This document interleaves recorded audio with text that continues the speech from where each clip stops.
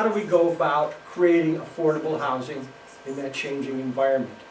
Well, there are two ways we can do it. We can do it the state's way. The state has stated that it has an interest in promoting affordable housing, especially in the suburban towns. And there has been repeatedly legislation introduced. 8-30 was probably the most famous or notorious, depending on how you look at it. But just now there are a couple of things coming to the floor that could radically change the way we approach it. The state is determined. The alternative is to do it our way.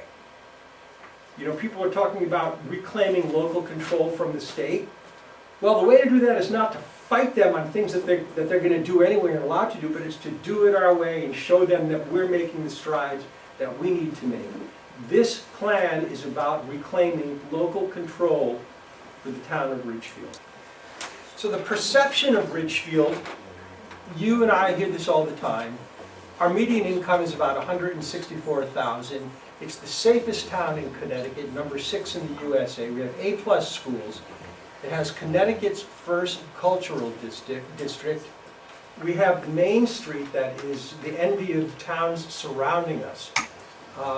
Ridgefield is paradise. It's a perfect place. It's and I kind of agree with that. The thing is, it's not that way for everybody. Another measure of need is the waiting list for public housing. Ballard Green, there are 64 units and 73 people on the waiting list. The Meadows, there are 18 waiting for one of the 20 units. Congregate housing, there are 34 units, there are 14 waiting. That seems to go faster because that's for people who need some level of care, and they're more often moving out into a higher level of care. In general affordable units, there are 18 waiting for one of the 34 units. I said, what is the waiting time? Because it's really hard to say. The answer is years. Now, you should understand that this list, sometimes there's fewer names on it, sometimes there's longer names on it. Like they might have an opening and they'll go down the list and they'll find out somebody's not available now, or this person died, or this person no longer needs it. So the lists are constantly being updated, but this was it as of about 2 weeks ago. What's the net number? Because some of those people are on multiple lists. I don't know. How many of them are from Ridgefield? I don't know. You sure you don't know? I am positive I don't know. If you know, you're welcome to tell me. Well, the net of that is probably about 82. I did an FOA on that back in January, and I found that on average, about half the people were on 2 or more lists, and that of those 82, 16 of them were from Ridgefield. 16 of them actually have current Ridgefield addresses. That's correct. That does not include then the people who have a connection to Ridgefield. We don't know what, there's no way of knowing. Right. That's all anecdotal. You'd have no way of knowing Right. what that, so you're making it up. The fact is that 16 people are from Ridgefield. 80% of the people are from someplace else. 27% of them are from Danbury, okay? So, but the fact is that you're making it sound like there's a tremendous need that's going unmet in Ridgefield, and there's a small need that's going unmet in Ridgefield. This really exaggerates the local need. Well, these are the actual numbers. I know what I'm saying. I'm giving you the actual numbers. That only a small number of these As people. I said, that 18 number does not include people who want to bring their mother and move into Ballard Green. We don't know that, though. There's no way of knowing that. You're right. So the number then is, that 18 is kind of a meaningless number. But you're the one using it. Right. No, I'm using the whole, this is the whole list. Yes, some of them are not from Ridgefield. This is the waiting list. Most are not from Ridgefield. Yeah. I don't know what their connection to Ridgefield is.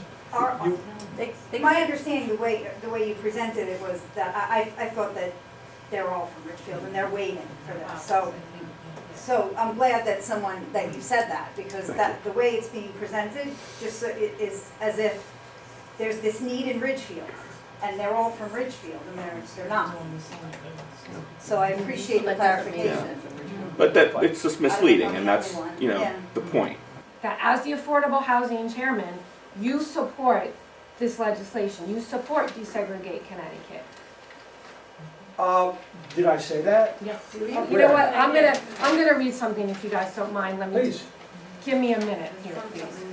This was something from last year. Ridgefield, like most of Fairfield County's bedroom suburbs, is mostly white and affluent. Characteristics my wife and I didn't dwell on when we moved. All right, you don't have to read the whole thing. No, please do.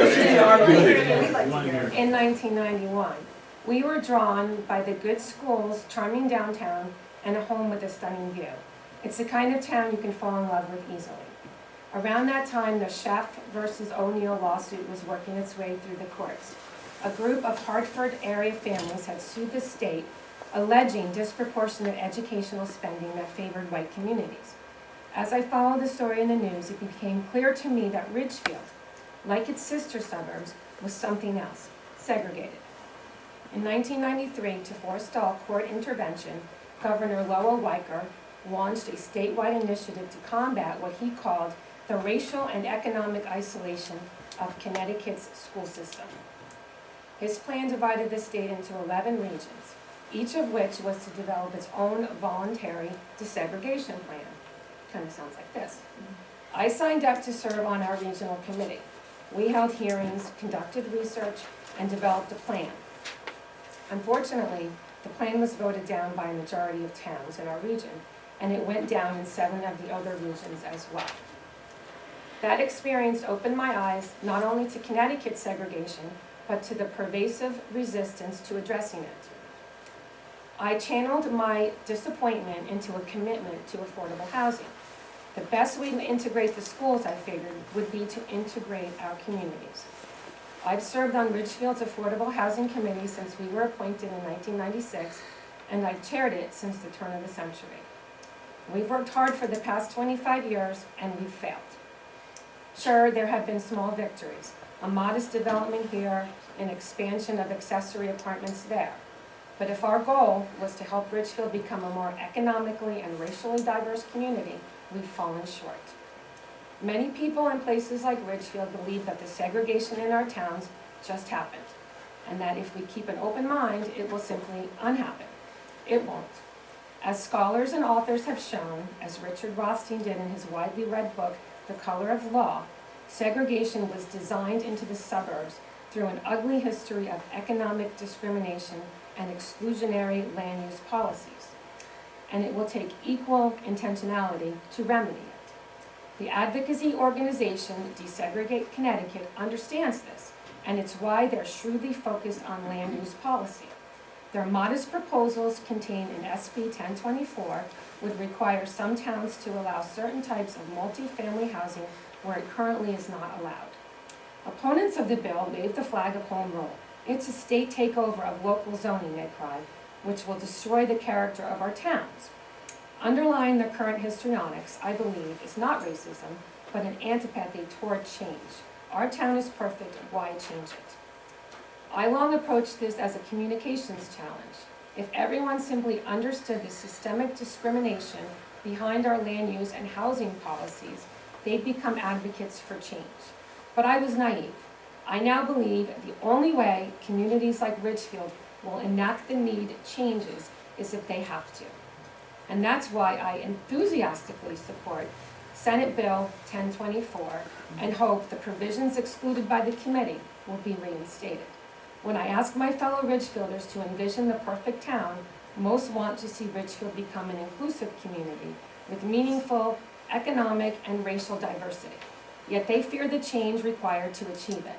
And so Ridgefield, like our sister towns, lacks political will. Without an impetus to change, and that's Senate Bill 1024, the status quo will endure. I love Ridgefield in almost every way. It's a great town. If we can summon the guts to address the bias in our land use policies, someday it may even be perfect.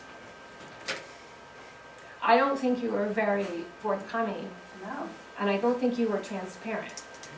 This is And Dave, with all due respect, I request that you step down Exactly. from the This is committee personal. and resign. That's not what you just presented. Yeah. I agree And the with plan that, is and exactly the same. I wholeheartedly agree. I'm floored.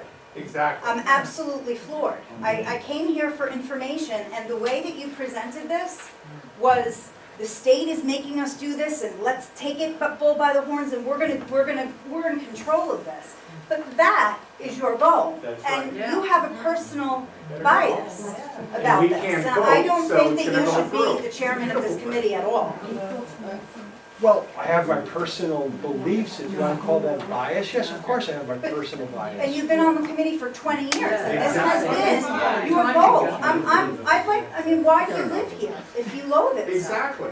Dave, your What bias shows prevents up, anybody from your voting bias, against this Excuse town? me, why do I live If here? you loathe it You're so, offended? is what I said. yeah. If you Dave, your loathe bias it, shows when you present the plan and don't have your committee vote you have on something it. to say? Your bias shows when you lie to a Board of Selectmen member and say they're all on board and they're not. That's when your bias shows. Don't buy it, friend. It's completely false. That's ethically challenged. Okay. Now, your plan, back to your plan, basically what you're telling us is the state can harm us, which they've been doing it, or we can harm ourselves. Exactly. That's a Hobson's choice, dude. I think That's not Well, good. the term harm, that's your, You think that the E30G developments that have been going on in town have been good for our town? no. I Okay, think so some the of state is that- harming us with legislation. Yes, And we can That take the is bullet arms why- and that harm is why- ourselves instead. that is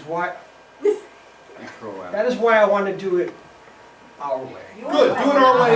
Take it back to your committee. I mean, you're presenting something that's yours. Yeah. What about us? No, I'm presenting the work of the Affordable Housing Committee, And which was. everyone agreed with all of this?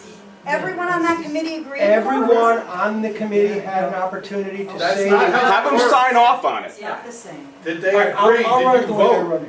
But everybody, you'll run it the way you Wait, run it? what does that mean? This is, are you, I mean, you're like a dictator, that's crazy. That's not how it works. Wow. Yeah. Represent the whole town? I'm floored by this. Thank you. Yeah.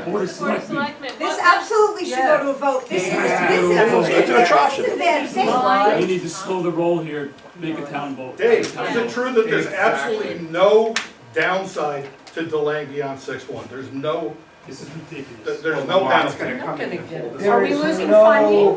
no penalty. There's no penalty for voting on June 1st. Good. There's no penalty. Yeah. So there's no deadline. Yeah. David, Why do we want? David, if I may, I believe that the legislation actually does have a provision in it that allows the first selectman to send a letter explaining why the plan wasn't approved and asking for more time to approve a plan that is acceptable. And I've already sent that to Mr. Marconi to point that out, and I hope he and the Board of Selectmen will think about, because clearly, this is a hostile group. I will repeat that this plan was put together by the Affordable Housing Was it approved by the committee? by the principle of unanimous consent. Did the committee approve It's, this the by plan vote? isn't done. No, That's how there was committees no work. vote on it. There was no vote on it. That's how committees work. You told the Board of Selectmen they were all on board. That's not Yes, true. but That's a lie. it is not a lie. Yes, that's the definition of a lie. No, it is not a lie. I Yeah, did was not, that a I lie? said we did not vote on it, but everybody had the opportunity. You said the committee was 100% on board. It's on video. Yes, there. the committee was on board because Really? are there any objections? Yeah. If there are Was the no committee 100% objections, on if board? there are no objections, then that means you're on board. That's not how a committee works, Dave. Maybe That's you how wrong. the principle of unanimous consent That's not how a works. committee, that's not how Robert's rules work. The principles of That's not unanimous how Robert's consent are rules, in which Robert's all of our Rules of committees in Order. this town There is work no, with, work. there was no requirement that we vote on this before we take it out for the So test you could have drive. just made this up by yourself and brought it up. Which you kind And of I did. did not. This committee worked together with our consultant to develop all the recommendations, to analyze the data. Everybody had input into every part of So the it. surveys took place? Surveys took place. Kirk, you were interviewed? No, I did not interview Kirk, What? Why? because the interviews were done by then. Really? There were other things to do. And how would the Deadlines. individual selected committees? But could I address that question? I believe that in December, Mr. Brown volunteered to interview me, and he was later reassigned to himself. And I can tell you that he did not call me and interview me. And I did have quite a bit of information that I think might have been useful to the group, including information about the waiting list. But there's a lot more information that could be helpful to this group. And Mr. Goldenberg apparently did not want to access it. That's weird. I don't know, I came here as an informational meeting, and all the things I'm coming away with is, you talked about a huge waiting list for the housing we have now. This gentleman pointed out there's only a third of the people actually from Ridgefield on that list. He 20%. pointed out that there's a trust fund for New Canaan and Darien. This gentleman pointed out that you were wrong. I don't know if you were stating or just flat out lying. And now we have a whole thing that's gonna affect the town that the town can't even vote on. I don't know why we have to submit it to the state at 6-1 if it's not, if it's a half-baked plan. That's up to the Board of Selectmen. This plan, we still have zoning issues to deal with, we have a whole bunch of issues. How can we resort to a plan that a full committee, apparently I'm just hearing now, didn't approve? The committee did approve it, there was not a vote. How does that work? How do you define that? There's other people on the committee here, I wonder if they might also comment, and we're hearing from one person? We all Well, had and my last access to a comment is Google this. Doc that My we last comment all is- edited. We had probably weeks where we had access to this Google Doc that had basically that draft form, and we all had the opportunity to provide input. If you and I create a paper together through Google Doc, and we come and we work on it together, the assumption afterwards is, I didn't call a vote to make sure you formally say you approve it. But collaboratively, we all had access to Google Doc, which is exactly what Google Doc is designed to do. In this town, we use It's Robert's open rules for all rules of committees. order. You're supposed to go. Well, Robert's rule went out, and the gentleman from the committee went and attacked this poor woman who was left over. That was inappropriate. Yes, So you did not follow Robert's rule. And so that's went out the window. But all I'm getting away from here is that this wasn't fully approved. You flat out said misstatements to the whole group here. And there's this arbitrary deadline is 6-1 in the plan that is half-baked, and half the citizens in this town probably has no idea what's in it because we can't vote on it. Exactly. Well, the reason the town would not know what's in it is because they didn't come to the meeting or they didn't download it, not because they can't vote I'm on it. trying to go to the meetings, but see that get posted at the last minute and there's no agendas. And the dates were wrong. And the dates were wrong. I've tried. Say something. My name is Deborah. I'm a month for the Housing Committee, and I actually have some problems with the way this whole thing was handled, because I got this plan and the PowerPoint that was presented to P&Z and the Board of Selectmen on April 5th. The day was the day he was supposed to present to P&Z. I happened to be in Indiana that day doing colleges with my daughter, and it was kind of like, here it is. There was no discussion, there was no vote. Then I find out there's this information session happening, there was no discussion, there was no vote. No, just, it's happening. I found out a bit, about it on Facebook, saying what you guys did. And I was just like, what the hell's going on? We were not informed of any information sessions, they just happened. We found out at front. Thank you. And I'm frustrated, because I'm happy to, I want to work as a team, but I also have called out several issues. For example, this presentation tonight was not seen by us. This presentation was not shared with us today. So, How does this happen? Yeah, really, how does a committee work when you're supposed to be representing the town as committee members representing us, and then really there's one figurehead who Yeah. basically manages the whole orchestration of these things? I mean, With an agenda. exactly, with an agenda on top of it. I love this town. I am a realtor in this town, and I have never heard of one individual being restricted from moving in this town for race, color, creed, income, whatever. They come here because they want to live in this town. And to say that we're like, we have to do this and we have to do that, so that there's all this kumbaya. There is kumbaya, because when something happens in this town, I don't care what economic level you're at, this town pulls together and they help regardless. And that is a testament of our town. That's why people move here. And to say that we have to do this because we're so bad, We're segregated. We're not affording people. Like many people here, we work goddamn hard to move to Richfield. And we still work hard to remain in Richfield. I guess And I was told by a business owner many years ago when I owned a business in town, Richfield was where the people from New Canaan who can't afford to live moved to, much like Wilton. Isn't that interesting?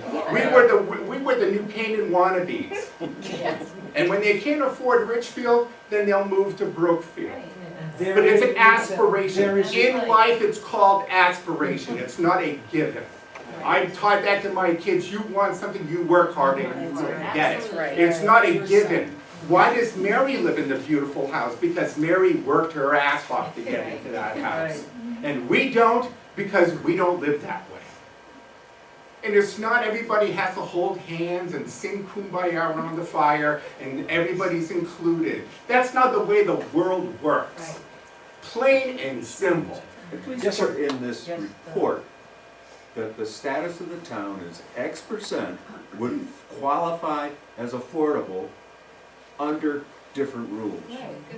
So that they know that people who live in Casagamo are really underneath the average cost of a home in Richfield.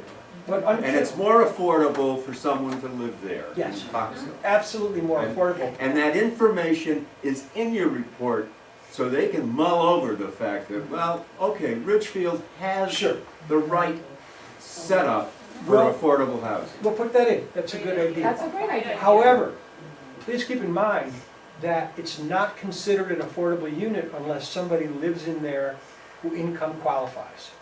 And But maybe a big percentage. if someone can afford to own those, and they're under the average median cost of a home in Ridgefield, substantially below, that's a fact. What the regulations say and what they want to define it, okay, that's the state. But you can have some data in there that we have a lot of people here who live there and they could qualify for, under a different definition, affordable housing. Or maybe even under the current definition. Yeah? Yeah. We'd like to see that. Absolutely. There's been a lot of misinformation posted online. Somebody posted that we're recommending 1,241 new units. That's not the case. Lots of That was in your plan It based wasn't a on your organizations that you were relying on for your information. Our fair Right, share. but anybody according to who- the That's our fair legislation. share. Yes, but anybody who actually read the plan would see that that's not what we Well, it was in the recommended. plan. No, That's your- background Dave, data. your plan is only to get us to the next stop moratorium. It doesn't go to, that 125 to get us to the next moratorium, neat.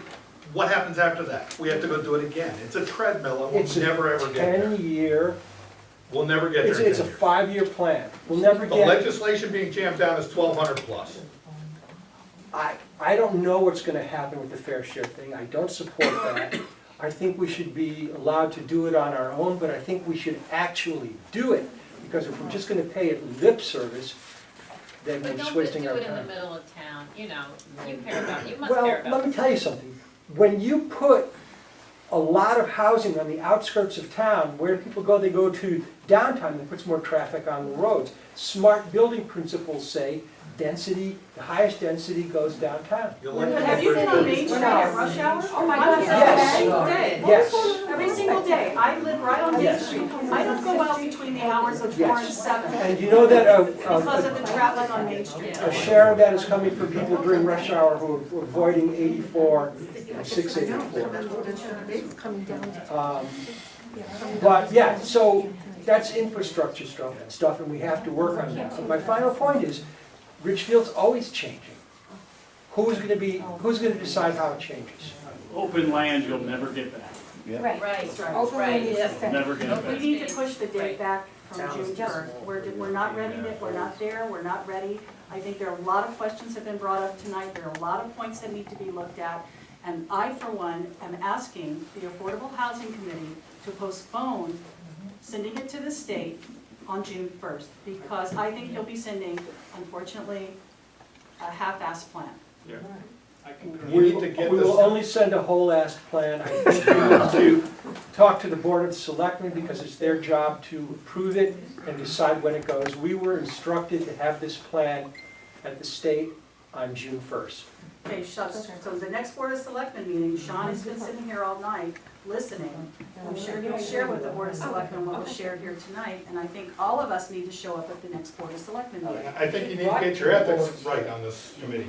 You got a problem. You lied to a selectman during the last meeting. I did not lie to a selectman. You lied to a selectman during the last meeting. It was on video, Dave. Yes. We were there.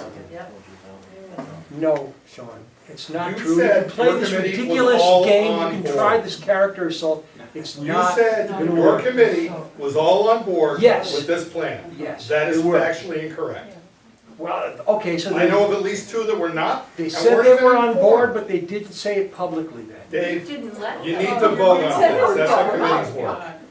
Take a vote. Take votes. Look it up. Record Like all votes. Thank you for the advice. If there's nothing else, let's adjourn. Step down. Please.